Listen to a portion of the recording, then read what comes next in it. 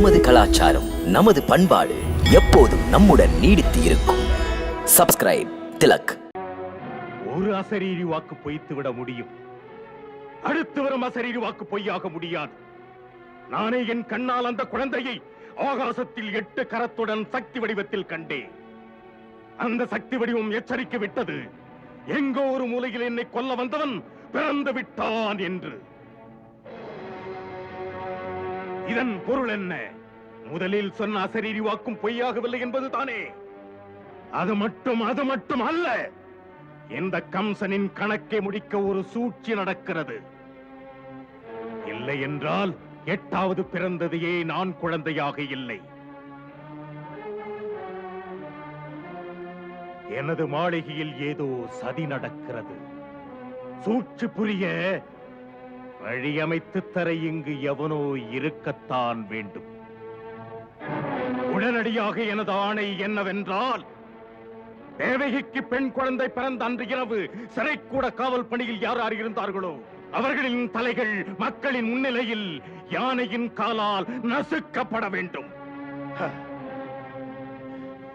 இது ஒரு பாடமாக அமையட்டும் துரோகிகளுக்கு, என் எதிரிகளுக்கு. கம்சனின் நெஞ்சாழத்திலே இருக்கின்ற எரிமலை வெடித்தால் அழைப்பவன் யார்? மாவீரா தேடுகா. அரசே, என் நோக்கத்தை நீ புரிந்து கொண்டிருப்பாய், செயல்படு. ஆகட்டும் அரசே. நற்புகழ் பெருக, நலமோடு வாழ்க.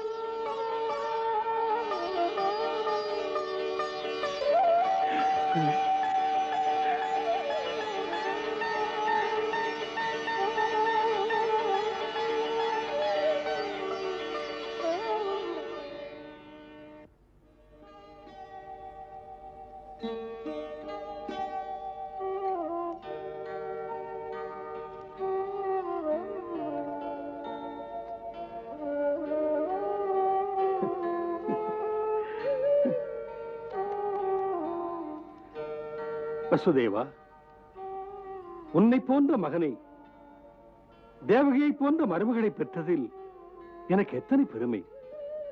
உனது தியாகம் நம் குல கௌரவம். உன் பிள்ளைகளை பலி கொடுத்த போதும் நீ நீதி மாறவில்லை, நேர்மை மீறவில்லை, நெஞ்சம் சோரவில்லை.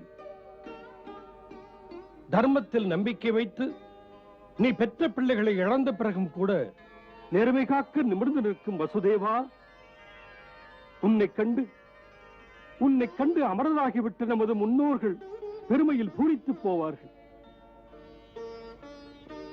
மகனே, நீ நம் குலத்தின் பெருமையை உயர்த்தி நம் முன்னோருக்கும் புகழ் தந்தாய்.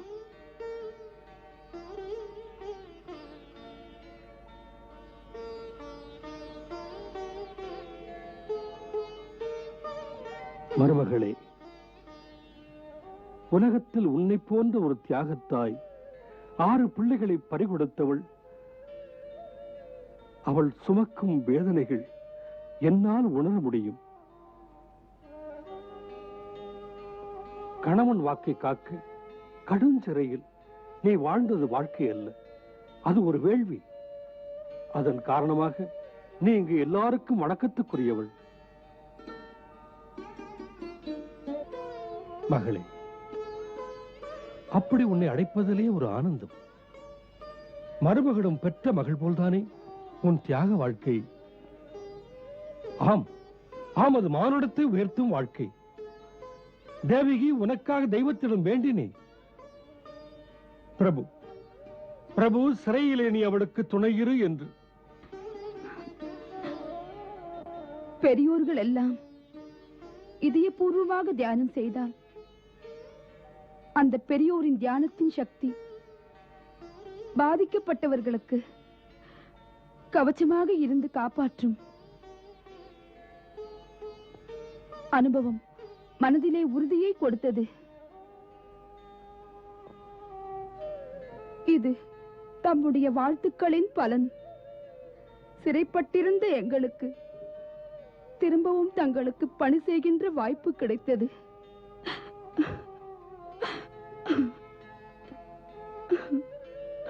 பெண்ணுக்கு மாமனார் தெய்வத்தை போல் அல்லவா?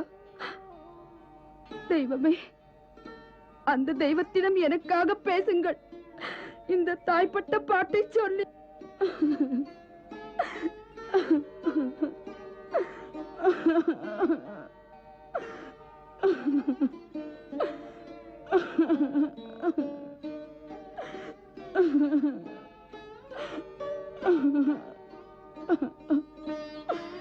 இப்படி நேர காரணங்கள் என்ன?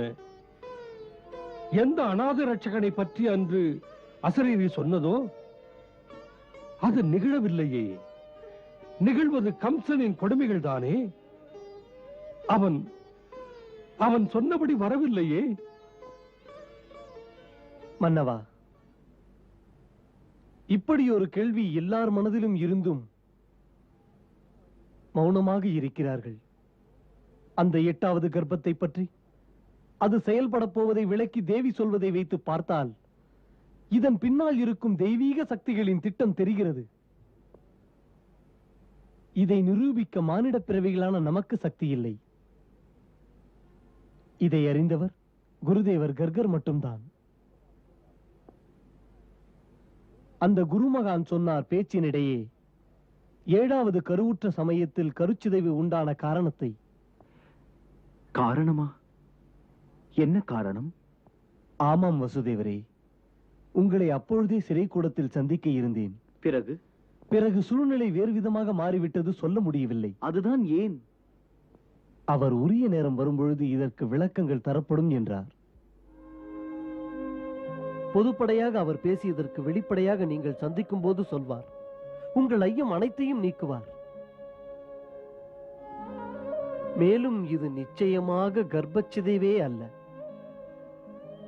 இது தெய்வீக ஏற்பாடுதான்.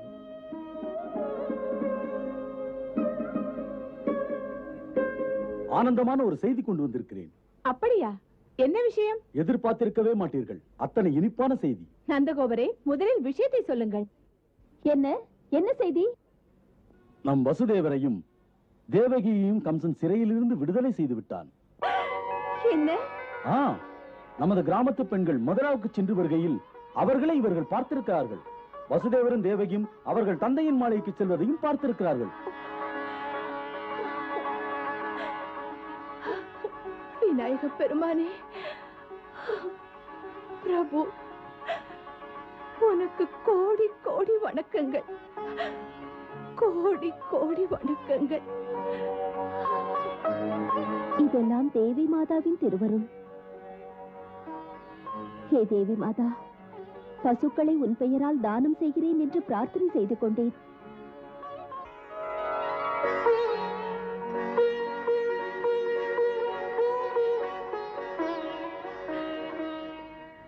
குழந்தாய், உன் அப்பாவுக்கு விடுதலை கிடைத்து விட்டது. சீக்கிரமே அப்பாவை பார்க்க போகிறாய். உன் அப்பாவுக்கு வணக்கம் சொல். வணக்கம்.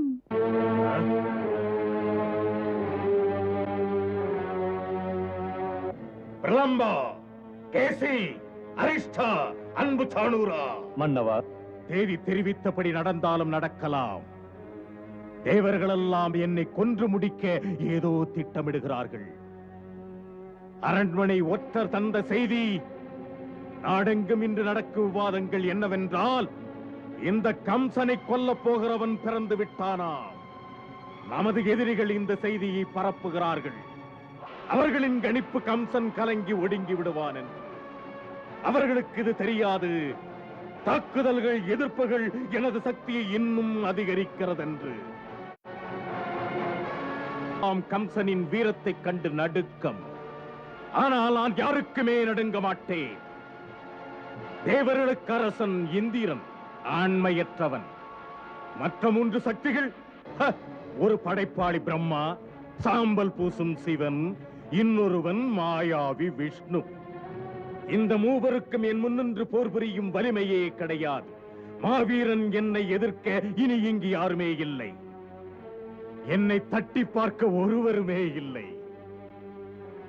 முக்கியமாக ராஜநீதி என்ன என்றால், சத்ரு எந்த நிலைமையில் இருந்தாலும் அவனை அலட்சியமாக விடக்கூடாது. வேரடி மண்ணோடு எடுத்து பெயர் தெரிய வேண்டும். அற்புதமான ஒரு விளக்கம் அரசே. சத்ருவை என்றும் அலட்சியமாக எண்ணக்கூடாது. உடலில் ஒரு நோய் வந்தால் அதை கவனிக்காமல் விட்டால் அது விபரீதமாக முடிந்துவிடும், உயிரையே குடித்துவிடும். அதைப் போலவே சத்ருவை கவனிக்காமல் விட்டால் சரித்திரமே மாறிவிடும். இனி சிந்திக்க நேரமில்லை, சீக்கிரம் செய்யுங்கள். சீக்கிரம் செய்யுங்கள் என்றால் நான் எதை செய்ய, என்ன செய்ய? மரண பயத்திலிருந்து விடுபட இப்படி செய்யத்தான் வேண்டும். நம்முடைய நகர்ப்புறங்கள், சின்ன சின்ன கிராமங்கள், எளியோர் வாழும் பகுதிகள், மதுராவில் அமைந்த மாளிகைகள், சிதறி கிடக்கும் குடியமைப்புகள், இந்த இடங்களில் 10 நாட்களுக்குள் பிறந்த குழந்தைகளை எல்லாம் கொன்றுவிட வேண்டும் அரசே. அப்படி செய்துவிட்டால் இது கூட குறைவுதான் அரசே. மன்னவரின் பாதுகாப்பு கருதி 2 மாதங்களுக்குள் பிறந்த குழந்தைகளை உடனே நாம் கொல்ல வேண்டும். அதுவும் சரிதான். புரிந்ததா தளபதி?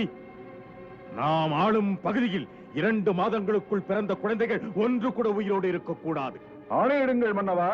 எங்கும் வேள்வித்து எரியக்கூடாது, பூஜை மணி ஓசை கேட்கக்கூடாது, வேத மந்திரங்களின் ஒலி, பிஞ்சு குழந்தைகளின் சிரிப்பொலி கேட்கவே கூடாது. கேட்க வேண்டியதெல்லாம் எங்கும் அழுகுரல். அந்தணர்களின், துறவிகளின், மரணத்தை தழுவும் குழந்தைகளின் தாய்மார்களுடைய அழுகுரல் மட்டும்தான் கேட்க வேண்டும். காது குளிர கம்சன் கேட்டால்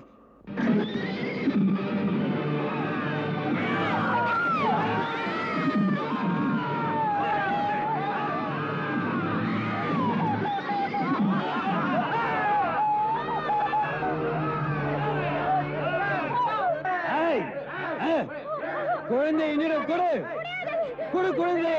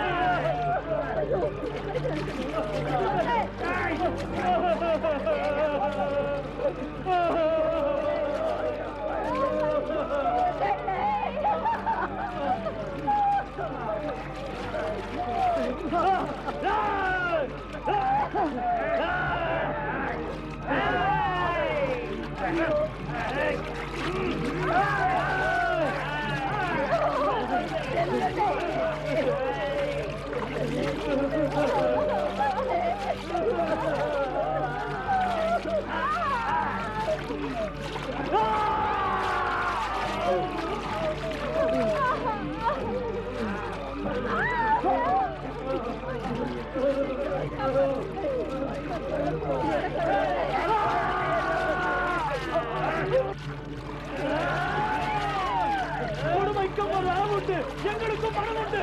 தரமாட்டோம், தரமாட்டோம், தரவே மாட்டோம், தரவே மாட்டோம், தரமாட்டோம், தரமாட்டோம்.